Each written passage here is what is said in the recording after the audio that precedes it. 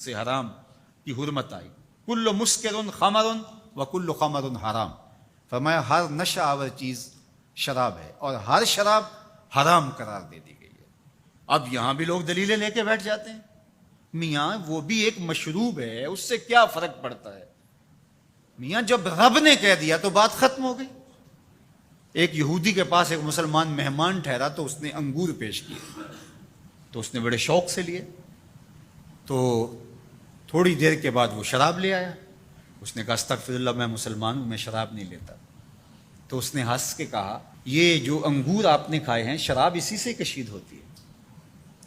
تو اس مسلمان نے کہا کہ آپ کی اہلیہ کدھر ہے؟ تو وہ اپنی اہلیہ کو بلا لایا. تو کہا آپ کی کوئی اولاد بھی ہے؟ کہا ہاں میری بیٹی ہے، اس کو بھی بلا لاؤ. تو اس کو بھی بلا لایا. جب دونوں آ کھڑی ہوئی تو کہا کہ یہ حلال ہے تیرے لیے اور یہ بیٹی اسی کی ہے اور یہ حلال نہیں ہے. تو جب اس یہودی نے یہ بات سنی فقال اشہد ان لا الہ الا اللہ وحدہ لا شریک لہ واشہد ان محمدا عبدہ ورسولہ. کہا اتنی خوبصورت دلیل، اتنی خوبصورت دلیل. کہا انگور سے شراب نکلی ہے تو شراب حرام کیوں، انگور حلال کیوں؟ تو کہا مجھے یہ بتاؤ کہ تمہاری بیوی تمہارے لیے حلال ہے، تمہاری بیٹی تمہارے لیے حرام کیوں؟ کہا بات سمجھ میں آ گئی. تو میرے رب نے بعض کا تو اس کی حکمتیں ہمارے علم میں نہیں ہوتی، اور حکمت نہ جاننے کی وجہ سے ہم کہتے ہیں کہ یار یہ بات سمجھ میں نہیں آتی. یہی تو ہمیں بتایا گیا کہ جو سمجھ میں آئے اس کو بھی ماننا ہے، جو نہیں سمجھ میں آئے اس کو بھی ماننا ہے. ہم جنت کو مانتے ہیں نا، دیکھا ہے. یار رب کو مانتے ہیں، دیکھا ہے. وہ سمجھ میں آتا ہے، تو دل میں تو آتا ہے، سمجھ میں نہیں آتا. میں جان گیا بس تیری پہچان یہی ہے. ہم تو سب سے بڑی حقیقت کو بغیر دیکھے مانتے ہیں، بغیر سمجھے مانتے ہیں. ادراک فہم کی حدود سے ورا ہے، عقل و خرد کے دائروں سے ورا ہے. لیکن اس حقیقت کو ہم مانتے ہیں تو اس کے کہے ہوئے کو کیوں نہیں مانیں گے؟ حضور علیہ السلام سے جب پوچھا گیا کہ حضور سب سے بڑا گناہ کون سا ہے، تو آقا کریم علیہ السلام نے فرمایا کہ سب سے بڑا گناہ یہ ہے کہ ان تجعل للہ ندًا، کہ تو اللہ کے ساتھ کسی کو شریک ٹھہرائے. وہو خلقک، حالانکہ اس نے تجھے پیدا کیا، تجھے تخلیق کیا، اور تو اس کا شریک بنا کے بیٹھ جائے.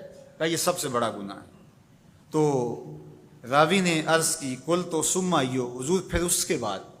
تو آقا کریم نے فرمایا ثم ان تقتل ولدک خشیۃ ان یطعم معک، تو بچے کو اس لیے قتل کر دے کہ یہ کس طرح میں اس کو پال سکوں گا. بچے کو ضائع کر دینا، اس کو قتل کر دینا. اللہ فرماتا ہے نحن نرزقکم وإیاہم، ہم تمہیں بھی رزق دیتے ہیں، ان کو بھی دیں گے. تیسری بات حضور نے فرمایا ان تزانی بحلیلۃ جارک، آپ ہمسائے کی بیوی کے ساتھ بدکاری کریں. تو یہ بڑے گناہوں میں سے. ہمسایہ ماں جائے کی طرح ہوتا ہے، اس کی دیوار سانجھی ہوتی ہے، اس کی عزت سانجھی ہوتی ہے. اور اگر کوئی شخص طاق میں رہے اور ہمسایوں کے گھر گھس کے ان کی آبرو ریزی کر دے تو یہ تین بڑے گناہ جو ہیں ان میں سے ایک بڑا گناہ اللہ کے محبوب علیہ السلام نے ارشاد فرمایا. حضرت عبداللہ ابن مسعود رضی اللہ تعالی عنہ سے یہ روایت مروی ہے کہ لا احد اغیر من اللہ عز وجل، اللہ سے زیادہ کوئی غیرت مند نہیں ہے. اللہ سب سے زیادہ غیرت مند ہے، اور اس کی غیرت کا تقاضا یہ ہے وَلِذَالِكَ حَرَّمَ الْفَوَاحِشَ مَا ظَهَرَ مِنْهَا وَمَا بَطَنَ، کہ اس نے بے حیائی کو چاہے وہ پوشیدہ طور پہ کی جائے یا اعلانیہ طور پہ کی جائے اس کو پسند نہیں کیا، اور اس نے منع کر دیا اور لوگوں کو روک دیا، حرام قرار دے دیا، اس لیے کہ وہ خود غیرت مند ہے. غیرت مند مالک غیرت کا سبق دیتا ہے اپنی مخلوق کو.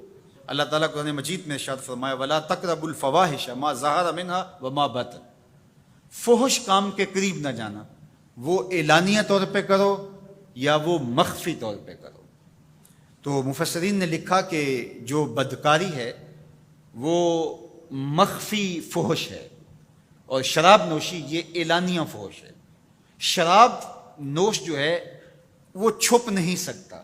بدکار بعض اوقات ایک مدت کے لیے چھپ جاتا ہے، لیکن یہ بات ذہن میں رکھیے کہ جو بدکار ہے وہ دنیا کے اوپر رسوا ضرور ہوتا ہے، اس کے چہرے کا نور چھین لیا جاتا ہے اور اس کے اوپر مصیبتیں مسلط کر دی جاتی ہیں، اور اللہ کے قہر و غضب کا شکار ہوتا ہے، اس کی دعائیں قبول نہیں ہوتی، نیک لوگوں کی دعاؤں سے اس کا حصہ نکال لیا جاتا ہے، لیکن بہرحال ایک مدت کے لیے چھپ جاتا ہے۔ لیکن شرابی اپنے جرم کو نہیں چھپا پاتا، تو کہا کہ جو مخفی جرم ہے وہ بدکاری ہے، اور جو ارشاد فرمایا قرآن نے کہ جو ظاہر جرم ہے، اس سے مراد جو ہے وہ الخمر ہے۔